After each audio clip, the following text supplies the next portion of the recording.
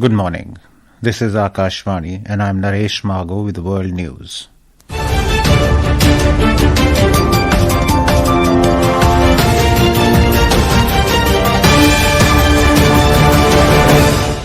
The headlines. India's first bullet train to be launched on August 15, 2027 between Mumbai and Ahmedabad. A Hindu businessman attacked and set on fire by miscreants in Bangladesh. 40 people killed and 115 injured in fire at Swiss ski resort during New Year Eve celebrations. Violent protests erupt across Iran over worsening economic conditions. An International Federation of Journalists says 128 journalists and media workers killed worldwide in 2025.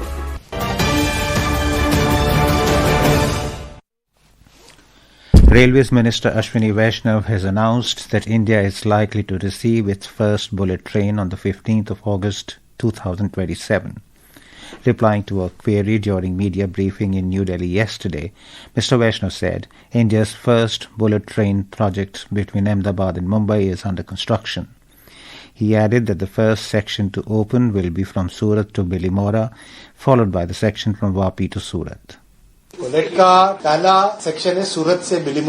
first section of the bullet train will open from Surat to Bilimora. After that, the section from Vapi to Surat will open. Then, the Vapi to Ahmedabad section will open, followed by Thane to Ahmedabad. Finally, the Mumbai to Ahmedabad section will open. The three most important technologies, suspension bogie technology, propulsion technology, and vehicle control technology, will all be designed by India.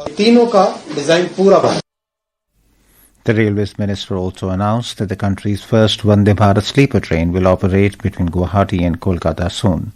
Mr. Vaishnav said that Prime Minister Narendra Modi will inaugurate this train within the next 15 to 20 days. Prime Minister Narendra Modi will inaugurate a grand international exposition of sacred Piparwa relics related to Lord Buddha in New Delhi tomorrow. The Prime Minister's office said in a statement that the Piparwa relics discovered in 1898 hold a central place in the archaeological study of early Buddhism. A report. The exposition will be held at the Rai Pithora Cultural Complex in New Delhi. It will bring together for the first time the Piparwa relics repatriated after more than a century from Piparwa that are preserved in the collection of the National Museum of New Delhi and the Indian Museum of Kolkata. The Piparwa relics discovered in 1898 are among the earliest and most historically significant relic deposits directly connected to Lord Buddha. The exposition will highlight India's deep and continuing civilizational link with the teachings of Bhagavan Buddha and reflects the Prime Minister's commitment to preserve India's rich spiritual and cultural heritage. With Rishu Jaiswal, Adarsh for Akashvani News, Delhi. Prime Minister's flagship platform for proactive governance and timely implementation, Pragati, has marked a significant milestone with the successful conduct of its 50th meeting.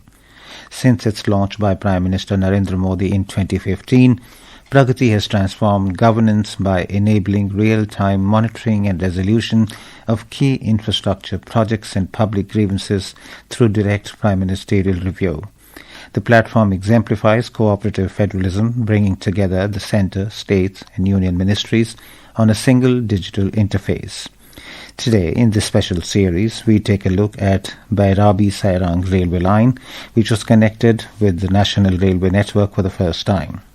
The Bairabi-Sairang railway line is a strategically significant rail infrastructure project aimed at providing seamless rail connectivity to Mizoram and integrating it with the National Railway Network. With a total length of over 51 kilometers, the project represents a major step in line with Prime Minister Narendra Modi's vision to improve connectivity in remote and hilly regions. The project was sanctioned in 2008 and the foundation stone was laid in November 2014. The project was reviewed by Prime Minister Modi in a Pragati meeting in 2016. Following the Prime Minister's guidance and intervention through the Pragati mechanism, the project was taken up for close monitoring. One of the key issues impacting project implementation was the poor condition of National Highway 154, which was crucial for the transportation of heavy machinery and construction materials.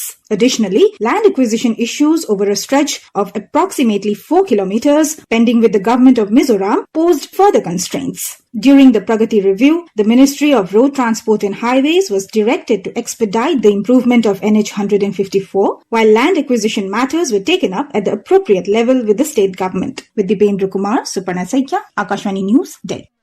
In Bangladesh, a 50-year-old Hindu businessman was brutally attacked, stabbed and set on fire by miscreants in Damudia upazila of Shariatpur district on Wednesday night. More from our correspondent. The victim, Khakon Chandra Das, was returning home from his shop in a CNG auto rickshaw when he was stopped near the Tiloi area, assaulted with sharp weapons and robbed of cash before being set ablaze. Despite severe injuries, Khakon jumped into a nearby pond to save himself. Hearing his screams, locals rescued him and rushed him to Shariatpur Sadar Hospital, from where he was later referred to a hospital in Dhaka as his condition remains critical. His wife said he had recognized at least two of the attackers, prompting the brutal attempt on his life. Police have identified two suspects and said efforts are underway to arrest them. The incident has renewed concerns over recent violent attacks on members of minority community in Bangladesh. Naval Singh Parmar, World News, Dhaka. This is Akashvani. You're listening to World News. We bring the top international news and updates from around the globe. Several people have been killed during overnight unrest in Iran as the country faces its most significant wave of protests in 3 years, triggered by soaring inflation and mounting economic hardship. Iranian media and rights groups confirmed deaths in multiple locations, including the western city of Lordegan and the central province of Isfahan, as clashes between demonstrators and security forces intensified yesterday. The violence marks a sharp escalation of protests that began on Sunday when shopkeepers took to the streets over the government's handling of a currency crisis and rapidly rising consumer prices. The semi-official Fars news agency reported that 2 people were killed in Lordegan during confrontations between security forces and protesters, although earlier reports had indicated several fatalities. More from our correspondent. Demonstrations continued on Thursday in southern Fars province, according to local sources. The unrest comes at a precarious moment for Iran's clerical leadership, as Western sanctions continue to batter an economy already grappling with nearly 40% inflation. The country is still reeling from the Israeli and US airstrikes in June that targeted nuclear facilities and military command structures. Tehran has responded to the spreading protests with tightened security measures and an apparent attempt at reconciliation, with the government announcing on Thursday that authorities would hold direct talks with representatives of trade unions and merchants. This is Binod Kumar for Akashvani News from Dubai. The International Federation of Journalists has said a total of 128 journalists and media workers were killed worldwide in 2025, making it one of the deadliest years of journalism. According to a report, the Federation stated the West Asia and Arab world was the most dangerous region, accounting for 74 deaths, about 58% of the global total, mainly due to conflict reporting. Palestine alone recorded 56 journalist deaths, largely linked to the war in Gaza.